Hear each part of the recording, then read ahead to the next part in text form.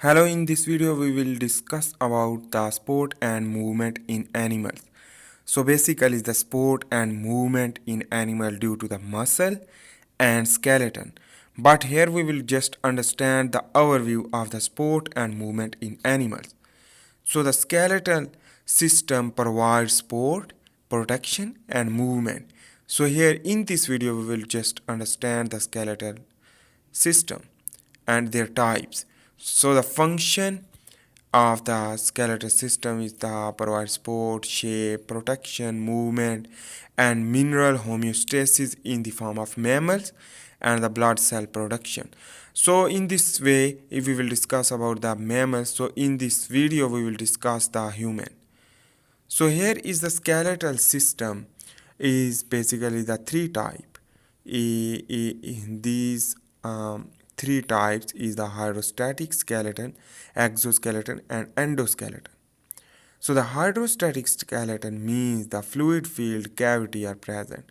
This fluid filled cavity is the, for example, the water filled cavity. So exoskeleton in the form of insect, while on the other hand the endoskeleton is the inside is the bones, and it is the vertebrates which that contain endoskeleton. So let's start with the hydrostatic skeleton. So hydrostatic skeleton, for example, the soft-bodied invertebrates which contain a gastrovascular cavity. This gastrovascular cavity contain a water as well as fluid. So this water and the circular muscle around their body, because it is the gastrovascular cavity the around the circular muscle which that contract to erect. So it means the erection of the and maintenance their shape and protection as well as the movement is due to the gastrovascular cavity which that's filled with the fluid, and this fluid is when contract the circular muscle of the wall of the animal will turgidity create turgidity. So here is the example of the earthworm, leech, planaria as well as the cnidaria and annelid. So the circular and longitudinal muscle for movement is important thing. So let's begin to understand. Here is the exoskeleton. So this exoskeleton is basically its outer covering, and it is made up of epicuticle. That epicuticle is made up of waxy lipoprotein, and it is the hydrophobic. It means the water will not penetrate, and this is the non-living epicuticle, while the procuticle is the inside and basically made up of chitin, a polysaccharide and protein, which that is waxy and leathery, tough, and that's hardening process is due to the sclerotization, which that is the calcium carbonate deposition. So the inside is the basically the red color shows that the ectoderm.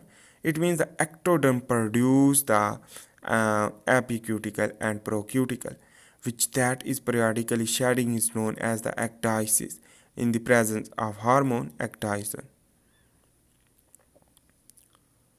So in this way, the hydrostatic skeleton, which that circular muscle and longitudinal muscle, which that help to maintain the structure and the protection as well as the movement in earthworm. But here is the molluscan. This mollusca is contain crystals, calcium carbonate containing shell. This shell is also known as the exoskeleton. So this is also soft part. It is known as the hydrostatic skeleton inside. So in the snail, both type of skeleton are present. While in the form of arthropod, it is the exoskeleton. These arthropods contain exoskeleton. This exoskeleton contain different characters as compared to other animal. For example, the trachea, which that is contained in the skin of the epicuticle, which that are used for the respiration, contain trachea and spiracles.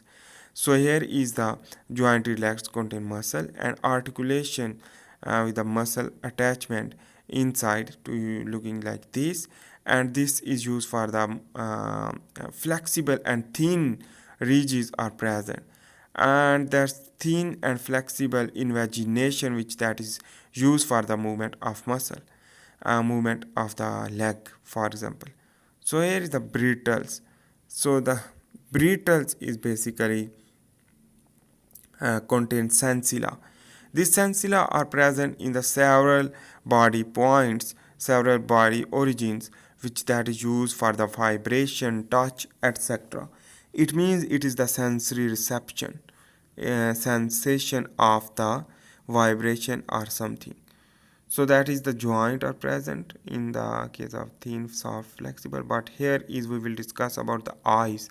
So it means the exoskeletons contain also the part of eye is in the form of compound eye, which contain a multiple lens and used for the multiple direction, and it means the multiple direction for detection of the light. So that is why the arthropod are more attentive as compared to other animal, because our eyes contain complex eyes. So it is not a complex, it is compound, it is made up of many. So the periodical shedding of exoskeleton is known as the ecdysis or molting, which that is convert the larva, pupa and nymph to adult. So the periodical shedding is very important for the protection from the predator. So here is the endoskeleton is made up of cartilage and bones. This endoskeleton is the characteristic of the mammals. So for example, the vertebrates. So the cartilage is here. Here is the cartilage. This cartilage is basically is the hairline cartilage and elastic cartilage. So the hairline cartilage contain ears, outer ears, external ears, and between the joint which that is create the movement, and it means that thin and flexibility providing mechanism. So the living cell, hyaline cartilage is a living cell, while the elastic cartilage is also. So the elastic is basically present in the ear external pinna as well as the epiglottis. So here is the another is the chondrocytes, which that is the important part of the cartilage, which that is produce the collagen. This collagen is surrounded by this cell to create the flexibility as well as create the collagen formation to improve the cartilage for the soft body. So this is the epiglottis, and the ear is a part of the external pinna, which that is the epiglottis. It is the part of the chondrocytes composition and elastic cartilage. Let's begin to understand the bones. That was the cartilage, but here we will discuss about the bones. This bone is basically it is the most rigid form of connective tissue due to the deposition of calcium carbonate, like a insect, which that is also deposition of calcium carbonate during the hardening of the procuticle, and that is sclerotization will be occur. So in this manner, the mammals, for example the human being, which that is also deposit the calcium carbonate. So this calcium carbonate is deposition due to the vitamin D. So here is the compact bone I am drawing again, and the spongy bone also. So the spongy bone is used for the blood cell production, and it is rich with the vascularization and of the blood vessel. While on the other hand, the compact bone basically is attached with the, it is contain a osteoclast, and it is the basically muscle attachment site, which that is used for the muscle movement. So here is spongy bone. The spongy bone is basically blood cell production, and the muscle attachment is here, which we can say that with the tendon and ligament. Basically muscle to muscle attachment is the ligament, through ligament, while the tendon is attached bone to bone connection. So this is the ligament, but bone to bone attachment is the tendon. So that is why. So here is the hemocytoblast, which that is the hemocytoblast is the basically the stem cell, which that is produce the first of all we will discuss about the blood production in the bones. That is the function which that is important for us to understand. So the red bone marrow, which that is contain a stem cell, this is the hemocytoblast, which that produce the uh, proerythroblast. This proerythroblast will become to a mature RBC, and if we will discuss about the megakaryocyte or other things, which that is the WBC. So here is the hematopoiesis is the process in which the hemoglobin formation and the blood cell, red blood cell will be produced, is known as the hematopoiesis. So here is the important thing is that which that is the bone formation and the maturation. So this is the stem cell. This stem cell is converted into the osteoblast. This osteoblast is the bone forming cell. So this is the osteoblast is the bone forming cell, and the osteocytes is the mature bone cell. This is the osteocytes, and this osteocytes is the mature bone cell.